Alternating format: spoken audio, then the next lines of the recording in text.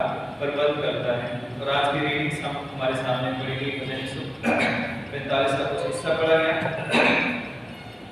उत्पत्ति 41, 49 से आखिर तक पढ़ा गया और फिर काम 14 और उसकी 13 से 18 तक पढ़ा गया। और मत्ती जो है उसका 14वां अध्याय 13 से 21 आयत तक हमारे सामने पढ़ा गया। तो इससे पहले कि हम आज के ये जो थीम है परमेश्वर भूखों को रोटी प्रदान करता है इस पर मनन करें, तो आइए हम अपने स्वरों को झुकाएंगे और प्रार्थना करेंगे। प्यारे खुदा यीशु मसीह, हम बड़ी दीनता और नम्रता के साथ आपके चरणों में आते हैं। आपके शुक्रगुजार हैं आपकी तमाम आशीषों के लिए, बरकतों के लिए, आज के दिन के लिए हम आपके धन्यवादी हैं जो आपने बताया है। खासकर इस समय जो वचन हम मनन करने जा रहे हैं उस पर आपकी आशीष चाहते हैं। एक पवित्र आत्मा आइए और हमारी सहायता कीजिए, तो यीशु मसीह के नाम से मांगते हैं, आमीन। परमेश्वर का एक बार फिर से हम धन्यवाद देते हैं कि परमेश्वर ने हम पर अपनी बड़ी करुणा की है और हमें ये मौका दिया कि हम उसके भवन में आकर उसकी आराधना स्तुति महिमा कर सकें। लास्ट संडे हमने मत्ती 13वें अध्याय पर मनन किया था, उसके 44 से उसकी 52 आयत तक, और हमने मनन किया था कि परमेश्वर के खोजों के लिए कोई भी बलिदान जो है वो बड़ा नहीं है। और 13वें अध्याय में हमने कई दृष्टांतों पर हमने मनन किया था। और 14वां अध्याय जब शुरू होता है मत्ती का, तो यहाँ पर 1 से लेकर 12 तक है ये वर्णन है कि जो यूहन्ना बपतिस्मा देने वाला था, इसने हेरोदेस के एक गलत काम के लिए विरोध किया था और उसकी वजह से जो उसकी दूसरी पत्नी हेरोदियास थी और उसकी बेटी ने एक षड्यंत्र रचा और राजा हेरोदेस से यूहन्ना का सर कटवा दिया है और उसको मरवा दिया। तो ये खबर जब यीशु मसीह को मिली तो यीशु मसीह बड़े दुखी हुए और दुखी होकर वो एक एकांत स्थान पर चले गए। एकांत स्थान पर जाकर वो बड़े हो सकता है व्याकुल और दुखी हो, क्योंकि यूहन्ना जो माना जाता है कि उसका कजन ब्रदर था, उसकी मौसी का बेटा माना जाता है यूहन्ना बपतिस्मा देने वाले को। तो यीशु मसीह बड़े दुखी थे और वो एकांत में जाकर वो कुछ समय बिताना चाहते थे, इसके लिए थोड़ा समय लेकर अपने आप को प्यार करना चाहते थे, जो एक बुरी घटना जो उनके सुनने में आई थी। और उसके बाद हम देखते हैं कि बहुत सारी भीड़ उनके पीछे आती है और बहुत सारे लोग आते हैं उनके पास। तो चेले कहते हैं कि प्रभु जो है शाम हो गई, इनके भोजन का इंतजाम करो। तो यीशु मसीह ने कहा कि तुम ही इनको खाने का तुम ही प्रबंध करो। तो फिलिप्पुस ने कहा कि हमारे पास तो 200 दिनार की रोटियां भी अगर हम मोल लेंगे तो ये भी के लिए काफी नहीं रहेंगे। तो उसके बाद फिर यूहन्ना 6 में लिखा हुआ है कि वहाँ बच्चा था, उसके पास 5 रोटी और 2 मछलियां थी। उस बच्चे से ली गई, उस बच्चे ने दी और चेलों को दी, चेलों ने यीशु मसीह को दी और वहाँ पर यीशु मसीह ने प्रार्थना की और धन्यवाद किया परमेश्वर का। तो वहाँ पर 5000 लोगों ने भोजन किया और उसके बाद कुछ टोकरियां बची हैं। कितनी टोकरियां बची थी? 12 टोकरियां भी बच गई थी है। और उसके बाद यीशु मसीह ने कहा कि कुछ वेस्ट न किए, सबको एकत्रित कर लो। और वहाँ पर स्त्री और बच्चों को छोड़कर 5000 लोगों ने उस दिन भोजन किया था। तो ये पूरी घटना है जिस पर आज हम मनन करने जा रहे हैं। तो हम जानते हैं कि भोजन जो है वो हर एक मनुष्य की जरूरत है। जैसे हमारा शरीर है, इस शरीर को अगर भोजन ना मिले 1-2 दिन तो हमारे अंदर वीकनेस आना शुरू हो जाती है। कई बार अगर एक टाइम की भोजन ना करें, हम कोई मेहनत का काम कर रहे हैं, कोई हार्ड वर्क कर रहे हैं, तो अगर एक भी हमारा लंच या ब्रेकफास्ट या डिनर स्किप हो जाए तो हमारा शरीर जो है वो जो है कहने लगता है कि मुझे कुछ खाने के लिए चाहिए। और उस रोटी को या उस समय रोटी मिले, चावल मिले, दाल मिले, कुछ भी मिल जाए, लेकिन पेट भरने के लिए हमें रोटी की जरूरत है। तो परमेश्वर ने हमें इसी रीति से बनाया है। परमेश्वर ने हमें रचा है और ना केवल हमें बल्कि पूरी सृष्टि को जब परमेश्वर ने रचा है तो एक चक्कर बनाया है जो है, वो चक्कर में जो है भोजन हर प्राणी जो है वो भोजन को खाता है, चाहे वो समुद्र के जीव हैं, चाहे वो जंगली जानवर हैं, चाहे वो हमारे पालतू पशु हैं, पक्षी हैं, और चाहे हम मनुष्य हैं या कोई भी जानवर है, कोई भी छोटे से छोटा जीव भी अगर है उसको भी कुछ ना कुछ खाने के लिए चाहिए, है ना। और परमेश्वर ने सिस्टम इसी तरह से बनाया है। और हम जानते हैं कि परमेश्वर ने अगर पेड़ दिया है, परमेश्वर ने अगर भूख दी है, तो परमेश्वर ही भोजन देने वाला भी परमेश्वर है। वो ही परमेश्वर हमारे खाने के लिए, हमारे जो भूख मिटाने के लिए इंतजाम करने वाला परमेश्वर है। उसने शुरू ही से जितनी भी चीजों को बनाया, चाहे वो पेड़ है, उनको ऑक्सीजन की जरूरत है, उनको धूप की जरूरत है, उनको पानी की जरूरत है, उनको जमीन से जो है उनको खुराक की जरूरत है, सब परमेश्वर ने सिस्टम को बनाया है। और उस सिस्टम में जहाँ पर कुछ दिक्कत आती है तो वो चीजें जो है बदलने लगती है। अगर इंसान को खाना ना मिले तो इंसान का शरीर जो है वो कमजोर हो जाता है। तो इसलिए जो है आत्मिक रोटी तो हमें चाहिए, है ना। दो तरह की रोटी है, एक हमारी दुनियावी रोटी जिसकी मैं बात कर रहा हूँ, और एक आत्मिक रोटी है ना। आत्मिक रोटी भी इंसान तभी खा सकता है जब उसके शरीर में जो है जान प्राण होगा, या शरीर में उसको सुनने की ताकत होगी, या उसका पेट भरा होगा, तभी वो जो है आत्मिक रोटी भी खा पाता है, जो अच्छे से खा पाता है। तो इसलिए जो है परमेश्वर ने आरंभ से ही जो ये इंतजाम किया है कि परमेश्वर हम सबों के लिए कुछ ना कुछ प्रबंध करता है। और उसने प्रभु यीशु मसीह ने कहा कि आकाश के पक्षियों को देखो, ना वो बोते हैं ना वो काटते, तो भी तुम्हारा स्वर्गीय पिता उनको खिलाता है। तो हम सब जो है, हमें रोटी की जरूरत है, पानी की जरूरत है, शरीर को जिंदा रखने के लिए, इसको बनाए रखने के लिए हमें भोजन की आवश्यकता है। तो इसी बात को हम देखते हैं कि प्रभु यीशु मसीह भी जब अपने अपनी पर्सनल, अगर हम व्यक्तिगत जो उनकी लाइफ देखें, उनका जो उस समय का जो मोमेंट था जब यूहन्ना की मृत्यु, तो वो बड़े दुखी थे, निराश थे। लेकिन फिर भी लिखा हुआ है कि जब उन्होंने भीड़ को देखा तो उनका हृदय तरस से भर गया।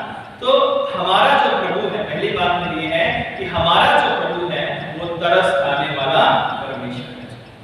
अपने दुख भुलाकर, अपना गम भुलाकर, एक मनुष्य होने के नाते जब यीशु से देहधारी थे तो हमारी तरह वो मनुष्य भी थे, परमेश्वर भी थे। तो लेकिन जब हमारी तरह मनुष्य होकर जब वो यूहन्ना की मृत्यु पर शोकित थे, दुखी थे, लेकिन उस दुख में भी वो दूसरों के दुख को, कि लोगों को देखकर जो है वो क्या होते हैं, तरस खाते हैं। 13वीं आयत में लिखा हुआ है कि 14वीं आयत में कि उसने निकलकर बड़ी भीड़ देखी और उन पर तरस खाया और उसने उनके बीमारों को चंगा किया।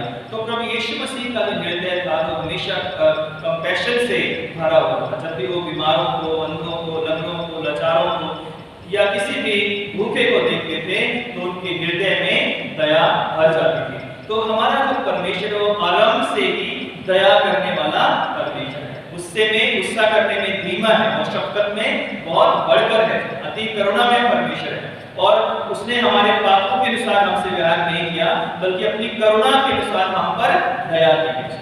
अगर वो हमारे पापों के अनुसार हम पर हमसे बदला ले तो ना मैं यहाँ खड़ा हो सकता हूँ, ना आप यहाँ पर बैठ सकते हैं, क्योंकि प्रतिदिन हम जो है बहुत सारी गलतियां करते हैं, बहुत सारे पाप करते हैं। अगर वो हमारे पाप के आंख के बदले आंख, दांत के बदले दांत करे तो मैं यहाँ खड़े होने के योग्य नहीं हूँ और ना शायद आप यहाँ पर बैठने के योग्य हो, क्योंकि हम सब जो है सिद्ध नहीं है। लेकिन फिर भी प्रतिदिन जब हम नया सवेरा देखते हैं, नई सुबह हम देखते हैं, हम अगर बच्चे हैं अपने माँ बाप को देखते हैं, अगर हम माँ बाप हैं अपने बच्चों को देखते हैं, हम भाई बहन हैं तो अपने भाई बहनों को जब सुबह उठकर हम देखते हैं, अगर पति पत्नी है तो अपने पति पत्नी को, बच्चों को देखते हैं, तो ये परमेश्वर की बहुत बड़ी दया है कि हम सुबह उठकर अपने परिवार को देख नहीं पाते हैं। क्यों? क्योंकि कोई है जो हम पर अपना तरस बनाए हुए है, हम पर अपनी दया बनाए हुए है, हम पर अपना अनुग्रह बनाए हुए है। हम इस योग्य नहीं है, लेकिन फिर भी उसने हम पर अपने उस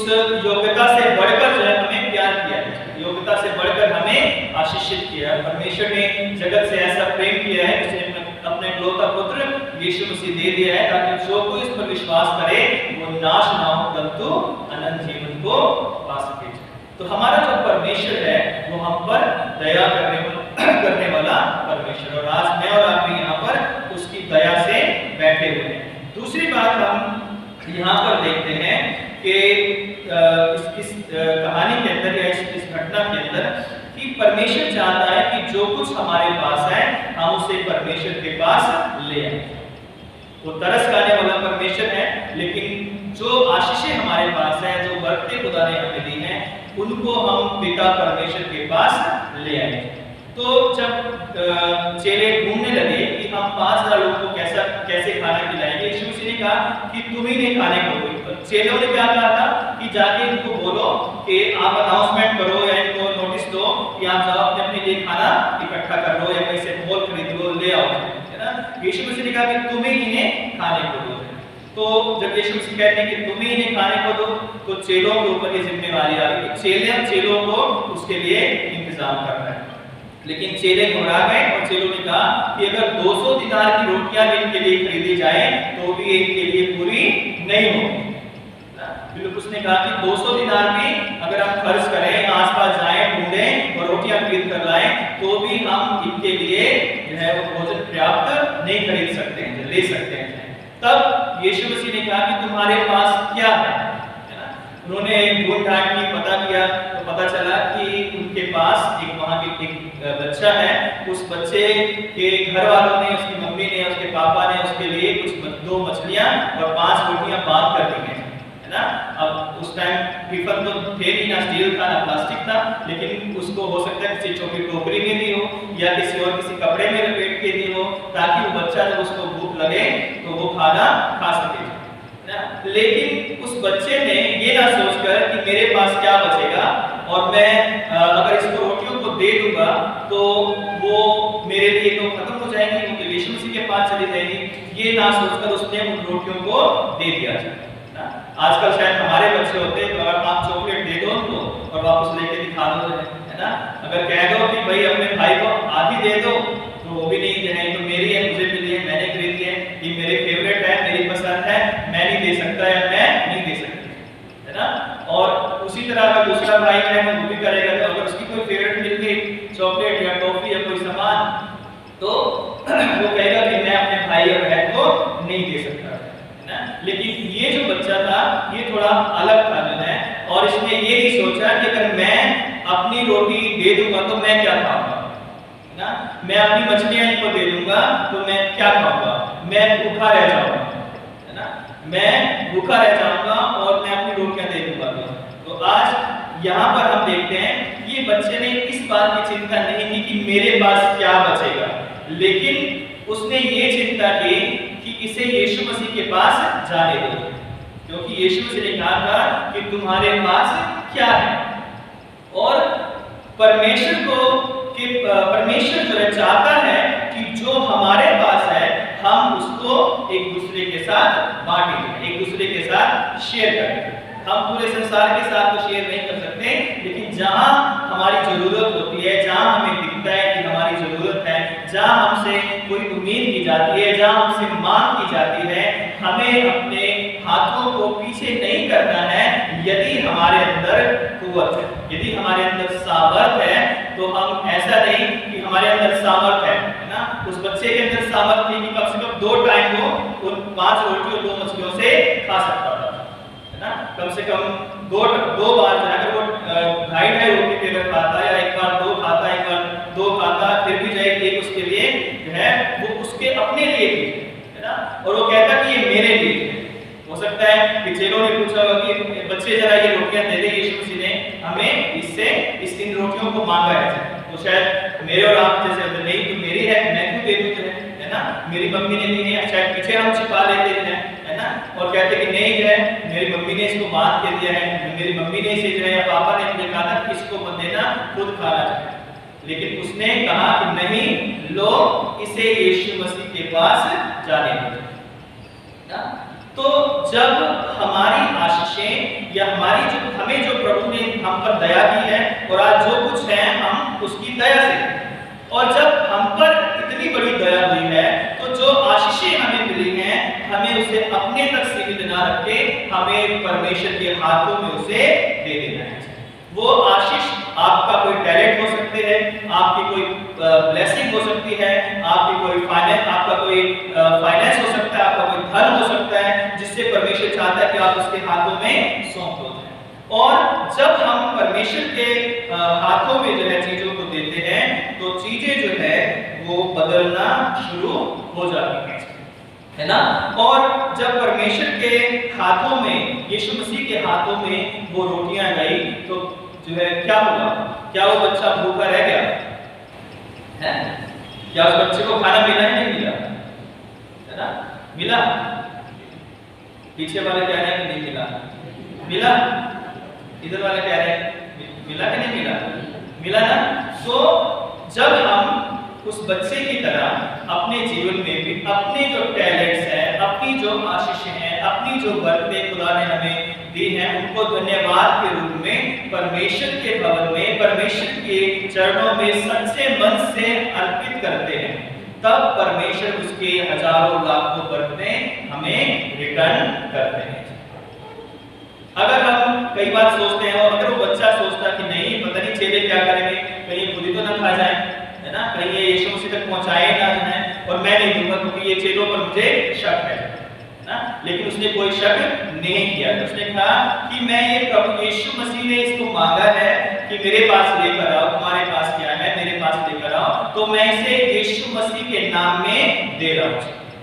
और जब हम सच्ची नियत के साथ सच्चे मन से कोई काम करते हैं या कोई अपना जो टैलेंट है, अपनी आशीष है, अपना धन है, वो परमेश्वर के लिए अर्पित करते हैं, धन्यवाद के रूप में अर्पित करते हैं, किसी की मदद करते हैं, किसी की सहायता करते हैं, तो उसका प्रतिफल हमें किसी इंसान से नहीं मिलता, बल्कि उसका प्रतिफल हमें अपने परमेश्वर की ओर से मिलता है। हम उम्मीद लोगों से करते हैं। कई बार हम निराश इसलिए हो जाते हैं जब हम किसी की मदद करते हैं या किसी सोचते हैं कि हम चर्च में कुछ दे रहे हैं, बोलते तो हमें बड़ाई मिले, हमारा नाम हो, हमारे प्रशंसा बने पाए।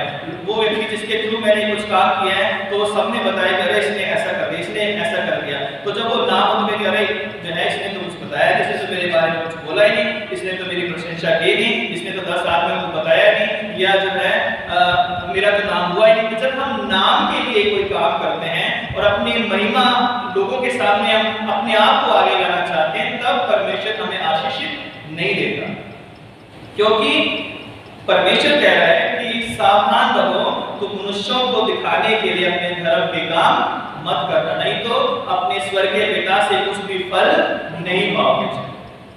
आजकल समस्या कलीसियों में यही है कि परमेश्वर के लिए कम काम करना चाहते हैं लोग, लेकिन अपने लिए, अपनी बड़ाई के लिए, अपने नाम के लिए ज्यादा काम करना चाहते हैं। लोग चाहते हैं कि हम पिक्चर में रहें, हम जो है आगे जो है चेहरा बने रहें, ग्रैंड चेहरा बने रहें, और लोग जो है हमारे इर्द गिर्द चले, चर्च हमारे इर्द गिर्द चले, कलीसिया हमारे इर्द गिर्द चले, हम जो फैसला लें, हम जो बोले, हम जो करें, हम जो सोचें वही सही होना चाहिए और सबको हाँ में हाँ मिलानी चाहिए। तब जो है समस्या आती है। लेकिन जब हम अपने जीवन को नम्रता के साथ, दीनता के साथ परमेश्वर के हाथों में समर्पित कर देते हैं, तो वो ऐसी महिमा देता है जो शायद मनुष्यों से हमें नहीं मिल सकती है। जिसको परमेश्वर बढ़ाता है उसको कोई मनुष्य गिरा नहीं सकता।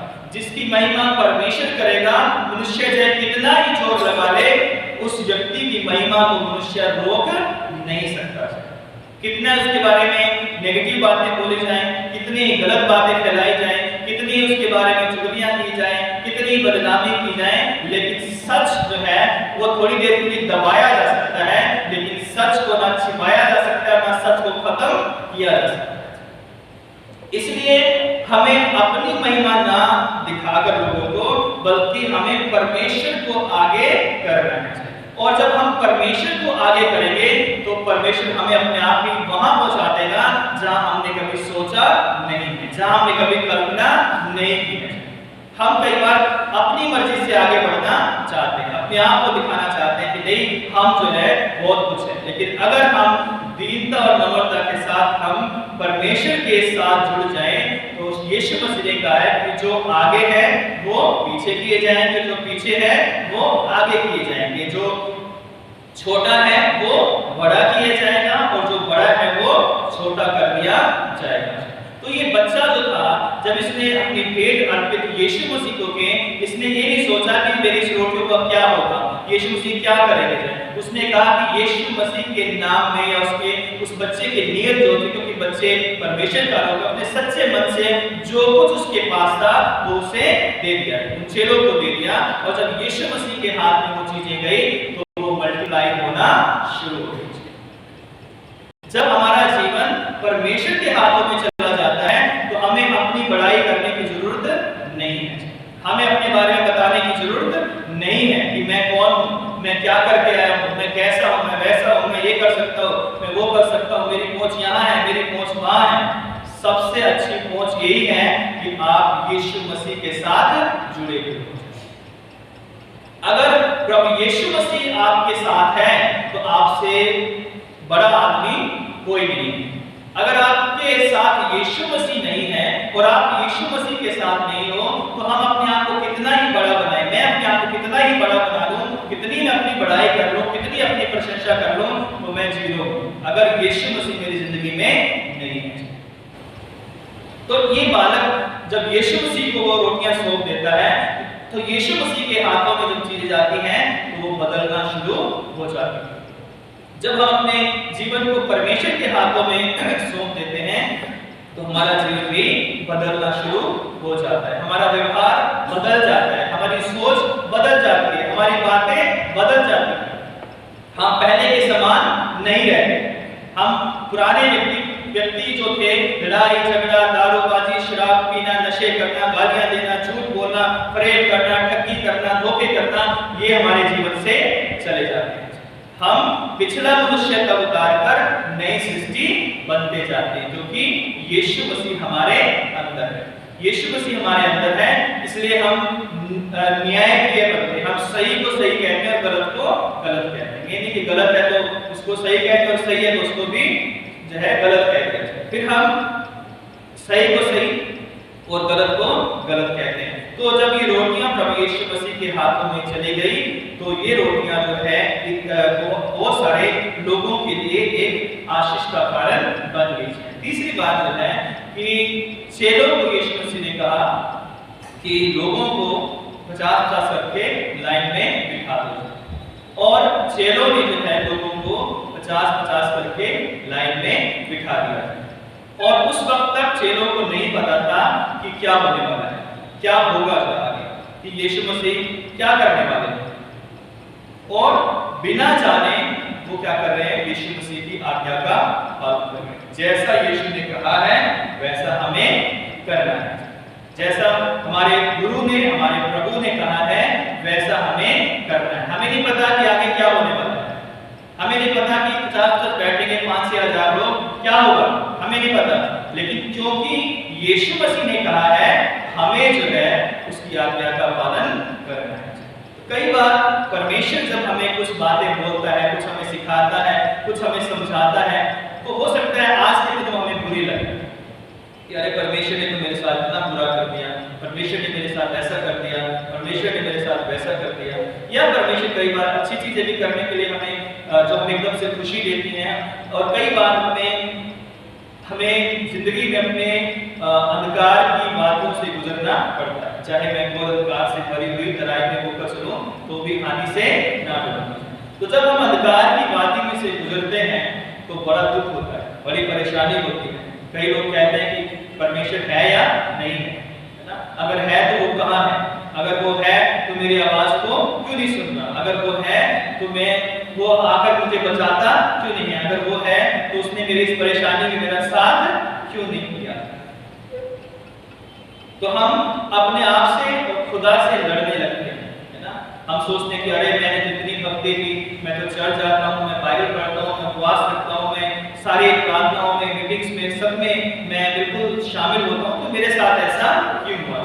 बहुत बार जिंदगी में ऐसे क्षण आते हैं जब आप अपने आप को हारा हुआ महसूस करते हैं। लेकिन याद रखें कि परमेश्वर जब चुप रहता है तब भी आपके लिए बड़े बड़े काम कर रहा होता है। परमेश्वर जब साइलेंट होता है, शांत होता है, तब भी आपके लिए परमेश्वर के हाथों में आपके लिए बहुत बड़ी अच्छी योजनाएं होती हैं। परमेश्वर हमारे धीरज को देखता है, परमेश्वर हमारे सब्र को, हमारे इंतजार को, परमेश्वर हमारे आंसुओं को देखता है।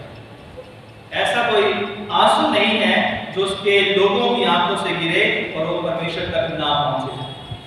परमेश्वर आपके और मेरे आंसुओं को जानता है, और जब हम उस अंधकार की वादी से गुजरकर आगे बढ़ते हैं तो हमारे लिए बहुत सारी आशीषें रखी होती हैं। इस्राएल लोग 40 साल तक कुड़कुड़ाते रहे, रोते रहे, बिलखते रहे, ऐसा क्यों हो गया, वैसा क्यों हो गया, हम भूखे मर गए, हमें ये नहीं मिला, हमें वो नहीं मिला। लेकिन वो भूल गए कि इस सफरिंग, इस दुख के बाद हमारे लिए आगे क्या रखा है। और अपनी कुड़कुड़ाहट के कारण वो सब इस्राएली रास्ते में मारे गए जो मिस्र से निकले थे, वही पहुंचे जो रास्ते में जन्मे थे, सिर्फ योशू और कैलेब को छोड़कर। बाकी सब रास्ते में नष्ट हो गए, क्योंकि इतने बड़े बड़े आश्चर्य देखकर, इतने बड़े बड़े वायदे सुनकर, परमेश्वर की आमने सामने बातों को सुनकर, मूसा को पहाड़ पर देखकर, परमेश्वर के उस तेज को देखकर भी, उस आग के खंभे को देखकर, उस बादल को देखकर भी उन्होंने परमेश्वर पर विश्वास नहीं किया। और वो किसके लिए रोक लड़ते थे? रोटी के लिए, मांस के लिए, पानी के लिए, कि हमें रोटी नहीं मिली, हमें मांस नहीं मिला, हमें लहसुन नहीं मिला, हमें प्याज नहीं मिला, इसके लिए वो लड़ते थे। और लड़ कर जो है आपसे उन्होंने फूट में आकर परमेश्वर ने उन पर क्रोध किया, उन्होंने बीच में बछड़ा भी बना लिया, और लिखा है कि वो सब लोग रास्ते में नष्ट हो गए जो लोग निकले थे। लेकिन जो लोग बीच में पैदा हुए जो है, जब उनके सफर में 40, वो लोग पहुंचे कनान देश में जहां पर दूध और मधु की धाराएं बहती थी।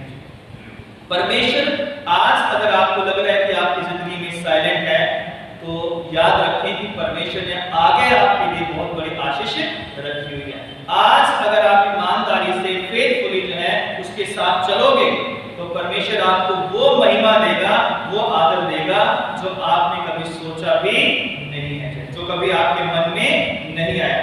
तो हमें परमेश्वर की आज्ञाओं का पालन करना है, जब हमें पता भी ना हो कि इसका क्या रिजल्ट निकलने वाला है। परमेश्वर कहता है कि हमें ऐसा करो, तो हमें परमेश्वर की आवाज को सुनकर ऐसा करना है जैसा हमसे वो बात करता है। और जब हम ऐसा करते हैं तो परमेश्वर की योजना हमारी जिंदगी में पूरा होती है। चेलों ने वैसा किया जैसा यीशु मसीह ने कहा था, और जब वैसा ही हुआ जो यीशु मसीह चाहते थे, तो यीशु मसीह ने उस परमेश्वर की योजना को पूरा किया कि 5000 लोगों को वहां पर भोजन मिला, और प्लस जो है महिलाएं और बच्चे, है ना। तो उनकी आज्ञाकारिता के कारण और उस बच्चे के एक देने की आत्मा के कारण परमेश्वर प्रभु यीशु मसीह ने बहुत बड़ा काम कर दिया। आखिरी बात जो है कि परमेश्वर चाहता है कि हम हर आशीष के लिए परमेश्वर का धन्यवाद करें और परमेश्वर की आशीषों को कभी बर्बाद ना करें। परमेश्वर की सारी आशीषों के लिए हम उसका धन्यवाद करें। आज ऐसे मैंने बताया कि जो कुछ हम हैं वो परमेश्वर की दया से है। तो हमें जो है, जब हम परमेश्वर के लिए कोई भी छोटे से छोटा काम करते हैं, तो उसकी बहुत सारी बरकतें हमें मिलती हैं, हमारे बच्चों को, हमारे परिवारों को मिलती हैं। तो कई लोग उन आशीषों को लेकर परमेश्वर से और जुड़ जाते हैं और उसके साथ अपने रिश्ते को मजबूत करते हैं। कई लोग उस आशीषों को के स्रोत को भूल जाते हैं कि आशीषें हमें परमेश्वर की ओर से मिली हैं, और परमेश्वर को छोड़कर वो अपने आप पर घमंड करना शुरू कर देते हैं कि ये आशीषें मेरी मेहनत से मिली हैं, मेरी ताकत से मिली हैं, मैंने अपना दिमाग लड़ाया है और ऐसा हो गया, मैंने अपने बच्चों को ये कहा तो ऐसा हो गया, वैसा हो गया, ये हो गया, वो हो गया, है ना। और हम परमेश्वर की आशीषों को, उसकी दया को भूलकर अपने ऊपर घमंड करना शुरू कर देते हैं। लेकिन प्रभु यीशु मसीह कहते हैं कि हम अपने ऊपर घमंड ना करें। अगर घमंड करना है तो हम अपने प्रभु परमेश्वर पर घमंड करें कि हम उसे जानते हैं और वो हमारा परमेश्वर है, और हम उसकी आशीषों को मिसयूज ना करें, हम उसको गलत चीजों में इस्तेमाल ना करें, बल्कि उन चीजों को हम परमेश्वर के लिए दोबारा से बो दें, उस बीज को बो दें, वो और 100 गुना, 60 गुना, 70 गुना फल लेकर हमारी जिंदगी में आएगा। और इसलिए प्रभु यीशु मसीह ने कहा था कि जो टुकड़े बच गए हैं, रोटियां जो बच गई हैं, उन्हें फेंकना मत, उन्हें क्या कर लेना, बटोर लेना। और जब बटोरी गई तो कितनी टोकरियां बनी? 12 टोकरियां। तो जब हम उन आशीषों को जो बटोरते हैं, है ना, 5 रोटी और 2 मछली की आशीषें 5000 से ज्यादा लोगों के खाने के बाद भी अब क्या है, 12 टोकरियां भरी हुई पड़ी हुई है। अब जिसको और अगर किसी को जरूरत है तो वो 12 टोकरियों में से जो है वो ले सकता है और खा सकता है, ताकि कोई भूखा ना रहे। ऐसा हमारा परमेश्वर है जो हमारी छोटी से छोटी आशीष जो हम परमेश्वर के साथ बांटते हैं, हमारा छोटे से छोटी ऑफरिंग हो, चाहे हमारा छोटे से छोटा टैलेंट हो, जो हम परमेश्वर के लिए इस्तेमाल कर रहे हैं। आप गाना गाते हो, आप म्यूजिक बजाते हो, आप यहाँ पर कोई सफाई का काम करते हो, आप प्रेयर करते हो, कुछ भी आप जब परमेश्वर के नाम में सच्चे मन से आप किसी काम को करते हो तो परमेश्वर उसकी आशीषें इतनी देता है कि ना केवल वो आपके लिए काफी रहेंगी, बल्कि वो आशीषें हजारों लोगों के लिए भी एक आशीष का स्रोत बन जाएगी। यूसुफ ने जब अनाज जमा किया तो सिर्फ मिस्र के राजा के लिए, अपने परिवार के लिए नहीं किया, बल्कि लाखों लोग, जो जब अकाल पड़ा तो लाखों लोगों ने जो आकर मिस्र से अनाज को खरीदा और अपने बच्चों को, अपने परिवारों को, अपने डंगरों को, अपने जानवरों को, अपने गायों भेड़ बकरियों को जो है उस अनाज से खिलाया और उनको जिंदा रखा। तो जब हम अपने आशीषों को बांटते हैं परमेश्वर के साथ, तो परमेश्वर उन आशीषों को ना केवल हमें उसका रिटर्न करता है, बल्कि परमेश्वर उसके द्वारा बहुत सारे लोगों को आशीषित करता है। और इसलिए जो है आज मसीह जो एक कौम है, उसे जो है सेवा करने वाली कौम कहा जाता है। और पिछले दिनों कोविड में हमने देखा कि बहुत सारे लोगों ने, चाहे वो हिंदू था, चाहे मुस्लिम थे, चाहे सिख थे, ईसाई थे, सबने एक दूसरे की मदद की है। और हमारे चर्च में भी जो है यहाँ पर सेंट स्टीफन में मुझे भी बताया गया कि हमने भी यहाँ पर लंगर लगाए थे, लोगों की मदद की, उनके लिए भोजन का, उनके लिए और जो भी राशन पानी का इंतजाम था वो किया गया था, वो इंतजाम किया गया ताकि लोगों तक पहुंच सके। और आज भी लोग जो है एक दूसरे की मदद करते हैं, आज भी लोग परमेश्वर के सेवा करते हैं, और आज भी आप में से बहुत सारे लोग कर रहे हैं और आगे भी करते रहेंगे, क्योंकि परमेश्वर ने आपको आशीषित किया है। तो आज उस छोटे बच्चे की तरह हमें अपने जो गिफ्ट है, हमारे पास धन है, हमारे पास टैलेंट है, हमारे पास कोई भी परमेश्वर ने जो तोड़ा दिया है, उस तोड़े को हम अपने आप तक सीमित ना रखें। जब तक वो हमारे पास है वो सिर्फ हमारे लिए है, लेकिन जब हम उसे परमेश्वर के हाथों में सौंप देते हैं तो वो जो तोड़ा है, वो जो आशीष है, वो हजारों लोगों के लिए एक ब्लेसिंग बन जाती है। फैसला आपके हाथ में है कि क्या आप अपनी आशीषों को अपने पास रखना चाहते हो, अपने लिए ही उसे बनाए रखना चाहते हो कि नहीं ये मेरा है, मैं इसमें से किसी को दे नहीं सकता हूं, या आप सच्चे मन से जो है इसे परमेश्वर के हाथों में सौंपना चाहते हो कि हे परमेश्वर, आपने मुझे तोड़ा दिया है, आपने मुझे ये आशीष दी है, आपने मुझे ये धन दिया है, आपने मुझे ये टैलेंट दिया है, मैं इस टैलेंट का जो है आपके लिए इस्तेमाल करना चाहता हूं।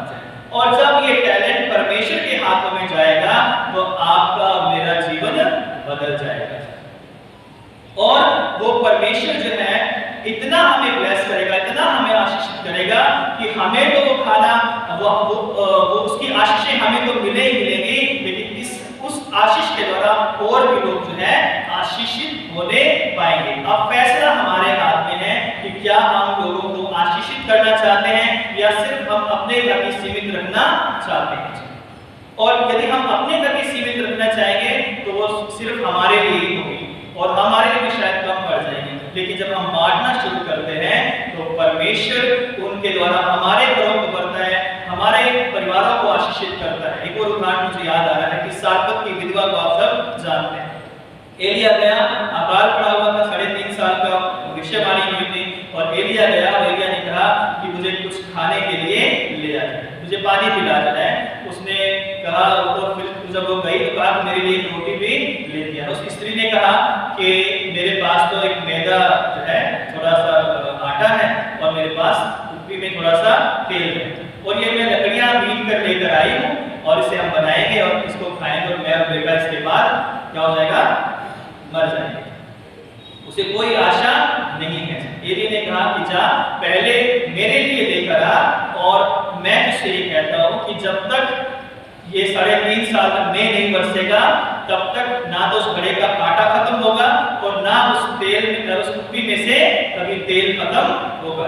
और उसने विश्वास किया और वो विधवा जिसका एक बेटा था वो मरने की कगार पर, उसने कहा कि ठीक है मैं वैसा ही करूंगी तो परमेश्वर के दास ने मुझे कहा है। जब उसने वैसा किया तो लिखा हुआ है कि उस स्त्री ने अपने घराने समेत अपने पूरे परिवार जो उसके जानने वाले थे, रिश्तेदार थे, उनके साथ 3.5 साल तक, जब तक बारिश नहीं आई, जब तक दोबारा से अनाज नहीं रुका, जब तक उसके खत्तों में नहीं आया, जब तक आटा उसके कुप्पी घड़े तक नहीं पहुंचा, तब तक जो है ना तो उसके घड़े का कभी आटा खत्म हुआ और ना कभी उसकी कुप्पी का तेल खत्म हुआ। ये है हमारा परमेश्वर। जब हम अपने जीवन को उसके हाथों में सौंप देते हैं और जब हम अपने जीवन को उसके हाथों में सौंपते हैं तो परमेश्वर की आशीषें कई गुना आपकी जिंदगी में बढ़ना शुरू हो जाती हैं और आप ये भूल जाओगे कि हमने कहाँ जाएगी इस चीज को, और इतनी आशीषें परमेश्वर जो है हमें देने वाला है। तो प्रभु जो है वचनों के द्वारा आप सबों को आशीष और बरकत दे, अपना अनुग्रह दे कि हम लोग भी जो है परमेश्वर के नाम में सच्ची नियत के साथ, सच्चे मन से जो है जो भी हमारे पास टैलेंट है, जो हमारे पास दान है, जो हमारे पास भेंट परमेश्वर ने दी है, उसके धन्यवाद के रूप में उसे परमेश्वर के हाथों में सौंप दे जाए और सच्चे मन से किया गया कोई भी काम, कोई भी सेवा जो है वो परमेश्वर के राज्य में लिखी जाती है और उसकी कई गुना बरकतें हमारी जिंदगी में आती हैं। जैसा इस बच्चे ने अपना वापस 5 रोटी तो उसे वापस मिल गई, 2 मछलियां भी उसे वापस मिल गई है और 12 टोकरियां जो है और भी बच गई।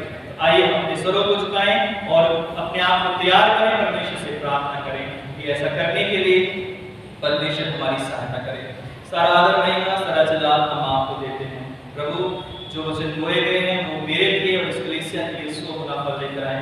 प्रभु हमें सिखा कि हम अपने योग्यताओं को जो आपने हमें दिया उनको लोगों के साथ बांटे, आपके भवन में बांटे, आपके कलीसिया के साथ बांटे, इस संसार में बांटे, ताकि पिता आपका नाम हमारी जिंदगी के द्वारा जलाल पाए और हम एक ऐसा एक पात्र बन जाए जो दूसरों के लिए आशीष का कारण बन जाए। पिता परमेश्वर प्रभु हम योग्य तो नहीं है, लेकिन प्रभु हम आपका धन्यवाद देते हैं कि आपने हमें चुना है और अपने बेटे बेटियां बनाया है। पिता ये वचन 100 गुना फल लेकर आए, अपने लोगों को आशीषित कर। प्रभु यीशु मसीह के सामर्थ्य नाम से प्रार्थना को मांगते हैं, आमीन।